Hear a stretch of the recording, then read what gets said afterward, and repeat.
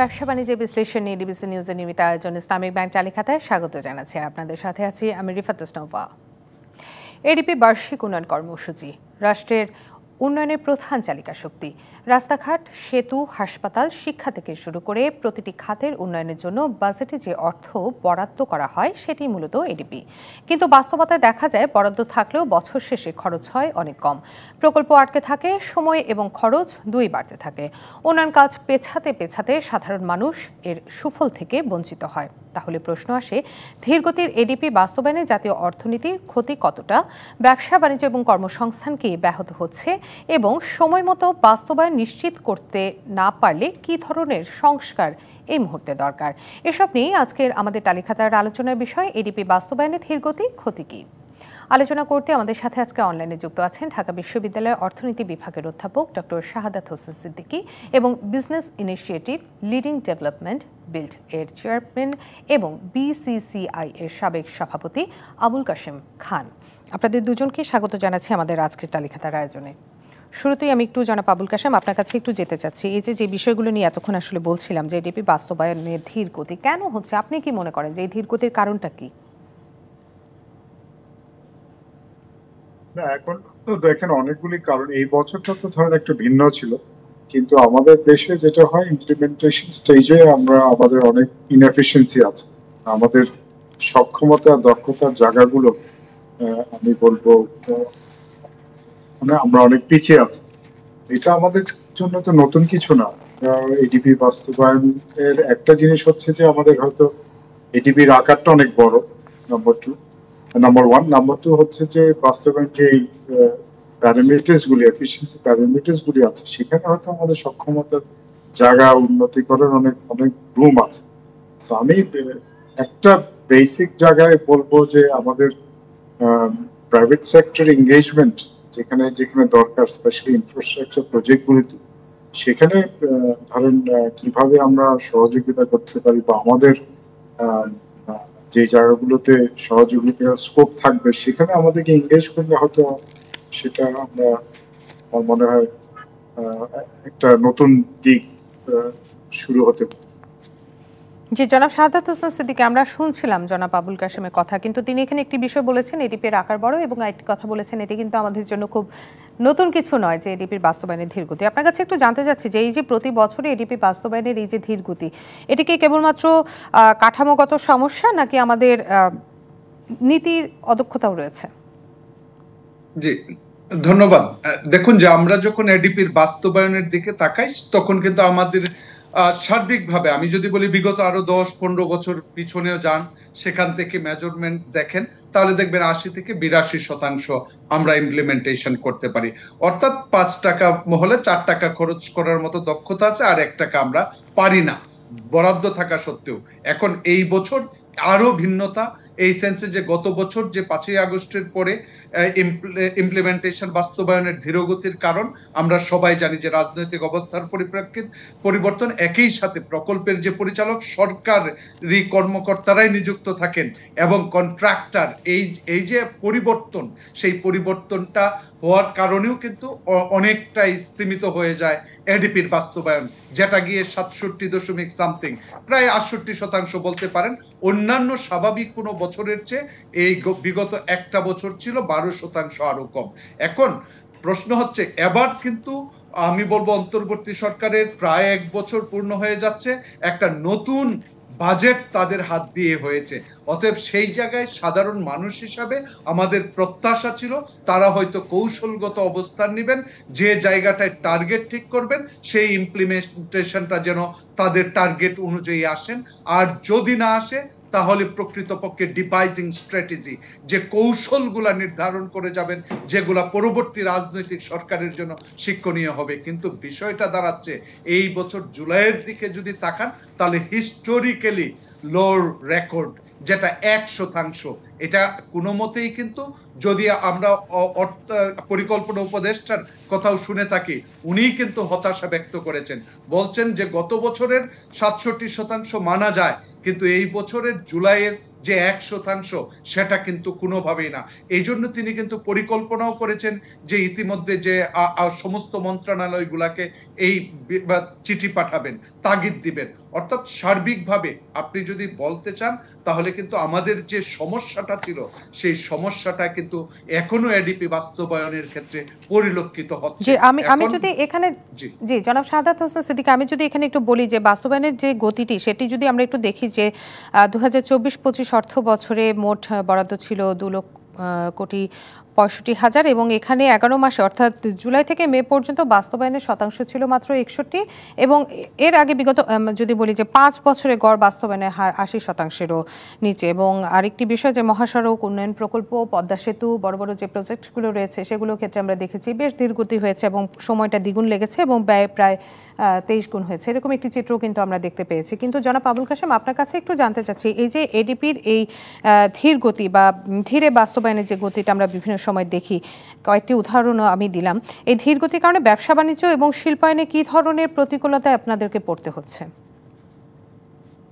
অবশ্যই আমরা ধরেন যে এই জায়গাগুলোতে এডিপির বাস্তবায়নটা দেখতে পাই, সেগুলো বেসিক্যালি আমাদের কাছে যেটা সবচেয়ে ইম্পর্টেন্ট হচ্ছে ফিজিক্যাল ইনফ্রাস্ট্রাকচার। সেখানে রাস্তাঘাট, ব্রিজ, যেগুলো আমাদের কানেক্টিভিটিকে আরো বেশি বেগবান করে, সেই জায়গাগুলিতে আমরা যদি এডিপি বাস্তবায়নটা সুষ্ঠুভাবে করতে পারি এবং টাইমলি করতে পারি, তাহলে কিন্তু আপনার দেখেন আমাদের ইম্পোর্ট এক্সপোর্ট কিন্তু আমরা অনেক জায়গায় পিছিয়ে আছি আমাদের সক্ষমতা, দক্ষতার অভাবের জন্য অন্যান্য দেশের তুলনায়।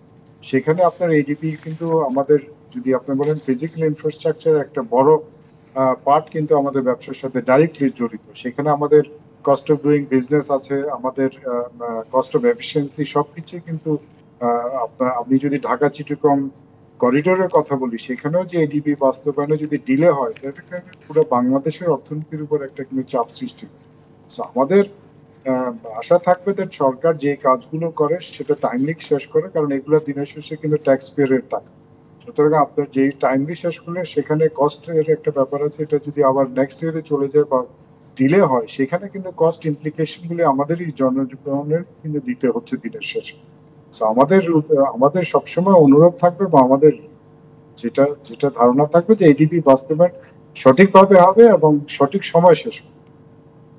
যে সেক্ষেত্রে জনাব শাহাদাত হোসেন সিদ্দিক, আমরা তো শুনলাম ব্যবসায়ীদের কথা, কিন্তু বাস্তবে যদি এই যে ধীরগতি হয়, সরাসরি কিভাবে জিডিপি প্রবৃদ্ধির ক্ষেত্রে তো এটি একটি নেতিবাচক প্রভাব ফেলে, কিভাবে এটি প্রভাব ফেলতে পারে একটু বলবেন?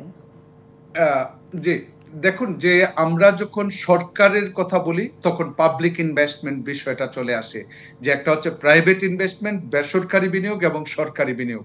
তাহলে সরকার যখন রাস্তাঘাট ইনফ্রাস্ট্রাকচারের পিছনে যে খরচটা করে সেটা তো এডিপির মাধ্যমেই করে, বার্ষিক উন্নয়ন কর্মসূচির মাধ্যমেই করে। অতএব সেই জন্যই কিন্তু এটাকে সরকারি বিনিয়োগের একটা অংশ বলা হয়। আর সরকারি বিনিয়োগ যে শুধু সে নিজে প্রবৃদ্ধিতে ভূমিকা রাখে বিষয়টা কিন্তু তা না, এটা একটা কমপ্লিমেন্টারি রোল হিসাবে প্লে করে কিন্তু প্রাইভেট ইনভেস্টমেন্টের জন্য, যেটা essential part for the private investor.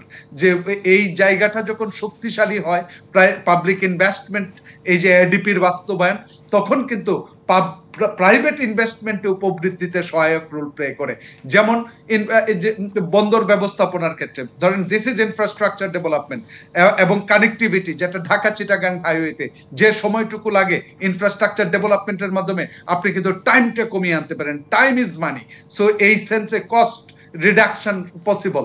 So আমি জাস্ট বললাম যে এই সমস্ত কিছুই কিন্তু এক্সপোর্টের সাথে জড়িত, ইম্পোর্টের সাথে জড়িত এবং আমার দেশের প্রবৃদ্ধির সাথে। যেমন আপনি 20% করতে পারলেন না, মানে পাবলিক ইনভেস্টমেন্ট 20% হলো না, তাই পাবলিক ইনভেস্টমেন্টের কারণে প্রবৃদ্ধি ক্ষতিগ্রস্ত হচ্ছে। একইভাবে এটা না হওয়ার কারণে প্রাইভেট ইনভেস্টমেন্টেও ওই জায়গাটুকু যে এনহ্যান্সমেন্ট করতে পারতো সেই অংশটুকু কিন্তু আর করতে পারছে না, যে কারণে দুই দিক থেকেই কিন্তু আমাদের ক্ষতির সম্মুখীন হয়। একইভাবে আপনি বলতে পারেন যে এটা তো মানুষের লাইভলিহুডস এর ক্ষেত্রেও একটা বড় ধরনের চ্যালেঞ্জ, যেখানে আনএমপ্লয়মেন্ট হিউজ, সেখানে পাবলিক ইনভেস্টমেন্ট যদি সীমিত হয়ে যায়, প্রাইভেট ইনভেস্টমেন্টের গতিও স্লো হয়ে আসে। অতএব একটা সরকারের রেভিনিউ যদি মোবিলাইজেশনের কথা বলেন, সরকারের রেভিনিউ মোবিলাইজেশনটাও ডিপেন্ড করে সরকার কি পরিমাণ এলোকেশন করলো। সেই জায়গা থেকেই কিন্তু প্রাইভেট ইনভেস্টররাই ওই কাজ করবে, সেখান থেকেই একটা অংশ কিন্তু গভর্নমেন্টের এক্সচেকারে জমা হবে। অতএব সেই ক্ষেত্রে রেভিনিউ মোবিলাইজেশনের যে স্লো, যে সরকার যে প্রত্যাশিত রেভিনিউ সংগ্রহ করতে পারে নাই, তার একটা বড় পিছনে কারণ হচ্ছে এডিপিরই তো বাস্তবায়ন পিছিয়ে গেছে। সেই জায়গা থেকেও তো একটা বড় ধরনের রেভিনিউ কিন্তু সরকার লস করে। আরেকটা জিনিস হচ্ছে যে এই ব্যাহত হওয়ার কারণে আসলে সার্বিকভাবেই যদি বাংলাদেশের বিনিয়োগের কথা বলেন, সেই বিনিয়োগ কিন্তু হচ্ছে না। আমরা যদি নেট এডিশন টু ক্যাপিটাল স্টকের কথা বলি, অবচয়জনিত ব্যয়ের সমান যদি বিনিয়োগ হয় তাহলে সেটার ক্যাপিটাল স্টক মূলধন সমান থাকে, কিন্তু তার অতিরিক্ত যেটা হওয়ার প্রত্যাশা, সেই প্রত্যাশিত না হওয়ার কারণে কিন্তু আনএমপ্লয়মেন্ট কমছে না। এখন কিন্তু আনএমপ্লয়মেন্টের যে হিসাব সেটা কিন্তু বাড়তির দিকে। অতএব সেই জায়গায় সরকারি বিনিয়োগ এবং বেসরকারি বিনিয়োগের জন্য বিনিয়োগ বান্ধব পরিবেশ তৈরি করাটাও একটা বড় বিনিয়োগ জরুরি। বান্ধব পরিবেশের বিষয়টি নিয়ে কিন্তু আমরা বারবারই আলোচনা করি বা আলোচনার দিকে চলে আসে। আমরাও দেখেছি যে ঢাকা এলিভেটেড এক্সপ্রেসওয়ে যখন তৈরি করা হয় সে সময় কিন্তু অনুমোদনের চেয়ে প্রায় 1.8 গুণ বেশি খরচ হয়েছিল, এবং একই সাথে কর্ণফুলী টানেল একটি বড় প্রকল্প ছিল, সেই কর্ণফুলী টানেলেও কিন্তু প্রায় 2 বার এটি সময় পেছানো হয়েছে, এরকম বা বাড়ানো হয়েছে, যেটাকে আমরা বলি। জনাব আবুল কাশেম এবং জনাব শাহাদাত হোসেন সিদ্দিকী, আমরা ছোট্ট একটি বিরতিতে যাব। বিরতির পরে আমরা আসছি আবারও আলোচনায়। বিরতি নিচ্ছে ব্যবসা বাণিজ্য বিশ্লেষণ নিয়ে ডিবিসি নিউজের নিয়মিত আয়োজন ইসলামিক ব্যাংক টালিখাতায়। সঙ্গে থাকুন।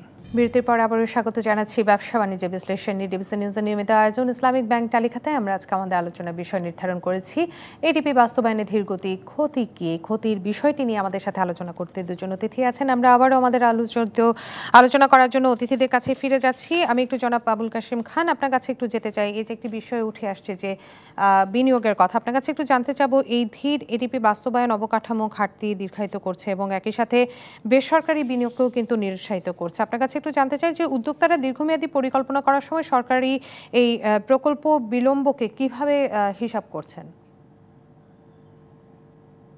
অবশ্যই যে কোনো বিনিয়োগ যখন আমরা করি, আমরা ধরেন সেই যে জায়গায় বিনিয়োগটা হচ্ছে সেটা ফ্যাক্টরি হোক, যেই প্রতিষ্ঠানই হোক না কেন, তার কানেক্টিভিটি, তার সেখানে কি ধরনের ইনফ্রাস্ট্রাকচার সাপোর্ট আছে ইন টার্মস অফ এনার্জি, সবকিছু কিন্তু বিবেচনা করে নেওয়া হয়। সো এডিবির সাথে কিন্তু বিজনেস প্ল্যানিং বলেন বা বিজনেসের যে ফিউচার ইনভেস্টমেন্ট বলেন, এটা অতপ্রতভাবে জড়িত। সেখানে রাস্তার সাইজ কত হচ্ছে, সেখানে আপনার মার্কেট কত দূরে আছে বা পোর্ট কত দূরে আছে, সেই সব বিবেচনা করে কিন্তু আপনার ইনভেস্টমেন্ট হচ্ছে। From a factory point of view সেখানে ইনভেস্টমেন্ট হচ্ছে। From a logistic point of view, ধরেন ওয়্যার হাউস থেকে শুরু করে স্পেশাল ইকোনমিক জোন যারা করছেন, তারা কিন্তু ওই সার্বিকভাবে এডিপির উপরেও কিন্তু অনেক কিছু ডিপেন্ড করছে ওনাদের ফিউচার প্ল্যান।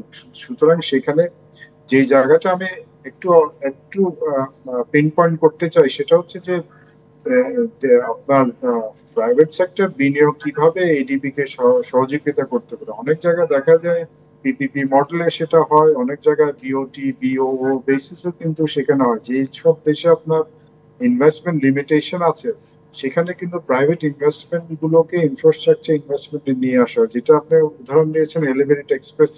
এখানে কিন্তু আমাদের প্রাইভেট ইনভেস্টমেন্ট শুধু এডিপি তে কন্ট্রিবিউট করতে পারবে না, সেখানে ইনভেস্টমেন্ট করে কিন্তু আপনার ইনভেস্টররা, লোকাল এবং ফরেনাররা সেখান থেকে কিন্তু একটা বেনিফিটও নিতে পারবে। তো সেই জায়গাগুলিতে কিন্তু বাংলাদেশের দক্ষতা এখনো সৃষ্টি হয়নি। আমাদের একটা পাবলিক প্রাইভেট অথরিটি আছে, কিন্তু সেখানে কিন্তু বড় ধরনের বিনিয়োগ আসতেছে না। সুতরাং এডিবির অনেকগুলো প্রজেক্ট কিন্তু আপনার এই পিপিপির মাধ্যমে করা যেতে পারে। আমরা যেটা আমাদের ঢাকা চেম্বার এবং বিল্ড থেকে আমরা যেটা বারবার বলছি যে আপনার যেই ধরনের আমাদের দেশের অর্থনীতির গতি বা সাইজ, সেখানে কিন্তু প্রাইভেট ইনভেস্টমেন্ট অনেক জায়গায় ইনফ্রাস্ট্রাকচারে কিন্তু আনা যেতে পারে। সেখানে কিন্তু এডিপির উপরে যে লোডটা সেটাও কমে আসবে এবং বিদেশি বিনিয়োগ অ্যাট্রাকশন করার জন্য কিন্তু আমাদের দেশে অনেকগুলি প্রজেক্টকে আমরা কিন্তু জি, এবং এখানে একটি বিষয় যে শেষ মুহূর্তে যে খরচটা বেড়ে যাচ্ছে, এটা কিন্তু ব্যবসা বান্ধব যে উন্নয়ন সেটিকেও অনেকাংশে বাধাগ্রস্ত করছে, আমরা যতটুকু বুঝতে পেরেছি।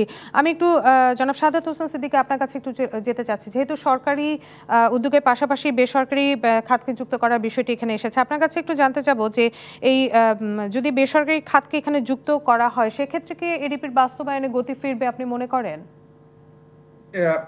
প্রথমত আমি বলবো যে এটা নির্ভর করবে যে আসলে প্রজেক্ট, যে কোন ধরনের প্রজেক্ট এবং টার্মস এন্ড কন্ডিশন সেই জায়গা এবং দায়বদ্ধতাগুলা কিভাবে ডিভিশন করা হচ্ছে দুইজনের মধ্যে, মানে পাবলিক এবং প্রাইভেটের মধ্যে, সবকিছুর উপরে। প্রথমত আমি যে জায়গাটাই বলতে চাই সেটা হচ্ছে যে এডিপির ধীরগতি দীর্ঘদিনের, অতএব সেই অন্তর্বর্তী সরকারের কাছে কিন্তু আমাদের প্রত্যাশা ছিল এই জায়গাটা থেকে টাইম ওভাররান এবং কস্ট ওভাররান সেটা কাটিয়ে ওঠা। এখন দেখা গেছে গত একনেকেও দেখা গেল কয়েকটা প্রজেক্ট কিন্তু টাইম এক্সটেনশন করেছে উইদাউট কস্টে, কিন্তু time itself is a cost, মানে সেটা কিন্তু ভুলে গেলে চলবে না। অতএব সেই জায়গায় আপনি দীর্ঘ সময় নেওয়ার কারণে একটা বিশাল পুঁজির যে কি পরিমাণ খরচ সেটা কিন্তু অনেক হয়ে যায়। অতএব সেই জায়গাটা কিভাবে কমানো যায় আমার মনে হয় একটা কৌশল ঠিক করা দরকার, এবং প্রকৃতপক্ষে যে 5 বছরের কথা বলা হয়, 3 বছরের কথা বলা হয়, তার মধ্যে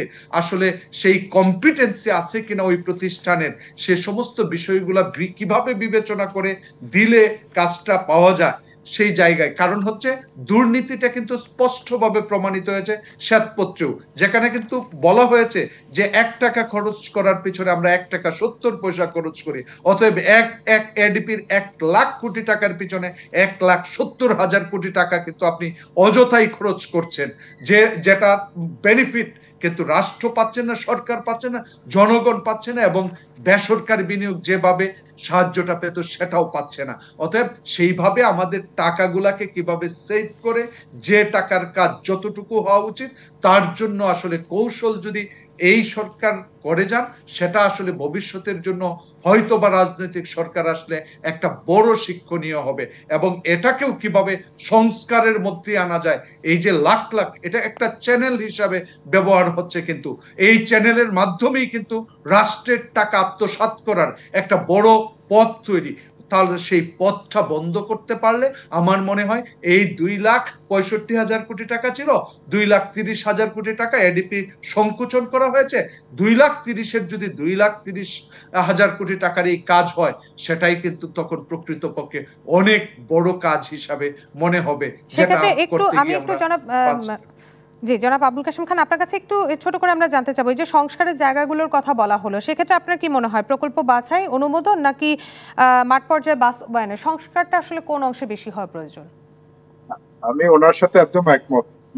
আমাদের অ্যাকাউন্টেবিলিটিটা এস্টাবলিশ করতে হবে। এখন জনগণের টাকার বেস্ট ইউজটা কিন্তু আমাদের সবসময় দেখতে হবে, যে কম খরচে আমরা কিভাবে ম্যাক্সিমাম আমাদের যে রিসোর্স আছে সেটার বেনিফিটটা নিই। সেখানে যে জায়গাগুলো, এখানে ইন্টারন্যাশনাল প্র্যাকটিস অনেক জায়গায়, অনেক দেশ কিন্তু এখানে অনেক সাফল্যতা এনেছে। সিঙ্গাপুর বলেন, মালয়েশিয়া বলেন, থাইল্যান্ড বলেন, আমাদের পার্শ্ববর্তী দেশগুলো কিন্তু ওদের অ্যাকাউন্টেবিলিটি এনেছে, যে প্রজেক্ট অ্যাকাউন্টেবিলিটি হচ্ছে নাম্বার 1। আপনি যেই প্রজেক্টই করেন না কেন সেটা বেনিফিট এবং কস্টটা আমাদের অবশ্যই মাথায় রাখতে হবে, এবং সেখানেই কিন্তু দক্ষতা, সক্ষমতা এবং যেই কথাগুলি এসেছে রিফর্মের ব্যাপারগুলো সেখানেই আনতে হবে। আমরা এমন কিছু আমাদের এখানে এডিপি অবশ্যই বাস্তবায়ন টাইমে করতে হবে, একটা অ্যাকাউন্টেবল প্রসেসে করতে হবে, এবং যারা করছে তাদেরকে কিন্তু অ্যাকাউন্টেবিলিটির মধ্যে আনতে হবে। অবশ্যই এটা নীতিগত কোনো উদ্যোগ নেওয়া প্রয়োজন। না, নীতিগত উদ্যোগ মানে কি, আপনার এখানে তো ধরেন অনেক মেকানিজম আছে। আমি একটা জায়গায় বলতে চাই, আমাদের দেশে কিন্তু রিসোর্স মিসইউজ হচ্ছে। আমরা কিন্তু, আপনি দেখবেন সরকারের কিন্তু অনেক প্রতিষ্ঠান আছে যেটা সরকারের কাজ না, সেখানে কিন্তু এডিপির অনেক টাকা কিন্তু চলে যাচ্ছে, যেসব জায়গায় বেসরকারি খাতের প্রতিষ্ঠান আছে। এবং আমরা দেখেছি এই ধীর বাস্তবায়নের কারণে কিন্তু কর্মসংস্থান সৃষ্টি এবং যে উৎপাদনশীলতা সেটাও কিন্তু বেশ বাধাগ্রস্ত হচ্ছে। জনাব আবুল কাশেম খান এবং জনাব শাহাদাত হোসেন সিদ্দিকী, এতক্ষণ সঙ্গে থাকার জন্য আপনাদের দুজনকে অসংখ্য ধন্যবাদ জানাচ্ছি। শেষ করছি ব্যবসা বাণিজ্যের বিশ্লেষণ ডিবিসি নিউজের নিয়মিত আয়োজন ইসলামিক ব্যাংক চালিখাতা। এতক্ষণ সঙ্গে থাকার জন্য সবাইকে অসংখ্য ধন্যবাদ।